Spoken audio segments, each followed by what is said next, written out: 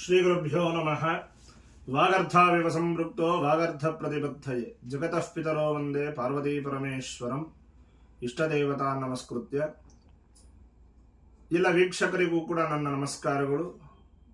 ಹಿಂದೆ ಮಾಡಿರುವಂತಹ ತರ್ಪಣ ವಿಧಿವಿಧಾನಗಳೆಲ್ಲರೂ ಕೂಡ ಕೇಳಿ ಎಲ್ಲರೂ ಕೂಡ ಆಚರಣೆಯನ್ನು ಮಾಡಿ ತುಂಬ ಚೆನ್ನಾಗಿದೆ ಅಂತ ಹೇಳ್ಬಿಟ್ಟು ಎಲ್ಲರೂ ಕೂಡ ದೂರವಾಣಿಯ ಮುಖಾಂತರವಾಗಿ ತಿಳಿಸಿದ್ದಾರೆ. ಅದಕ್ಕೋಸ್ಕರವಾಗಿ ಇದೇ ತಿಂಗಳು ಭಾದ್ರಪದ ಮಾಸದ ಅಮಾವಾಸ್ಯೆ ದಿವಸ ಬರುವಂತಹ ದಿನಾಂಕ 21/9/2025 ಭಾನುವಾರದ ದಿವಸ ಬರುವಂತಹ ಸೂರ್ಯಗ್ರಹಣ ಗೋಚಾರವಾಗುತ್ತಾ ಅಥವಾ ಇಲ್ಲವಾ, ಅದನ್ನು ಯಾವ ರೀತಿ ಆಚರಣೆಯನ್ನು ಮಾಡಬೇಕು ಅಂತ ಹೇಳ್ಬಿಟ್ಟು ಎಲ್ಲರಿಗೂ ಕೂಡ ಗೊಂದಲ ಇರಬಹುದು.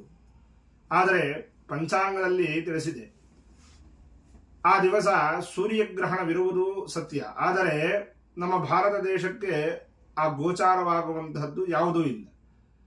ಆ ಗ್ರಹಣಾಚರಣೆಯ ವಿಷಯವೇ ಇಲ್ಲ. ಆದ್ದರಿಂದ ಗ್ರಹಣ ಆಚರಣೆ ಮಾಡಬೇಕಾದ್ದಿಲ್ಲ.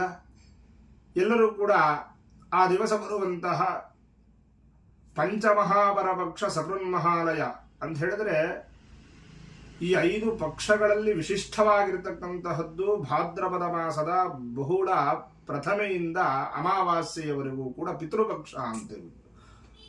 ಈ ಪಿತೃಪಕ್ಷದಲ್ಲಿ ಪಿತೃದೇವತೆಗಳಿಗೆ ಪ್ರತಿ ದಿವಸವೂ ಕೂಡ ತಿಲಾಂಜಲಿಗಳನ್ನು ಸಮರ್ಪಣೆಯನ್ನು ಮಾಡಿದರೆ ಅವರು ತೃಪ್ತರಾಗುತ್ತಾರೆ ಅಂತ ಹೇಳಿ ಶಾಸ್ತ್ರ. ಅದರಲ್ಲೂ ಸಹ ವಿಶೇಷವಾಗಿ ಮಹಾಭರಣಿ, ಕೃತಿಕಾ, ಹಾಗೆ ಮಹಾನವಮಿ, ತ್ರಯೋದಶಿ, ಈ ವಿಶೇಷವಾಗಿರ್ತಕ್ಕಂತಹದ್ದು 21ನೇ ತಾರೀಕು ಮಹಾಲಯ ಅಮಾವಾಸ್ಯೆ. ಮಹಾಲಯ ಅಮಾವಾಸ್ಯೆ ದಿವಸ ಗ್ರಹಣವಿರುತ್ತದೆ. ತರ್ಪಣ ಬಿಡಬಹುದೋ ಇಲ್ಲವೋ ಅಂತ ಹೇಳ್ಬಿಟ್ಟು ಎಲ್ಲರಿಗೂ ಕೂಡ ಸಂದೇಹ ಇರಬಹುದು.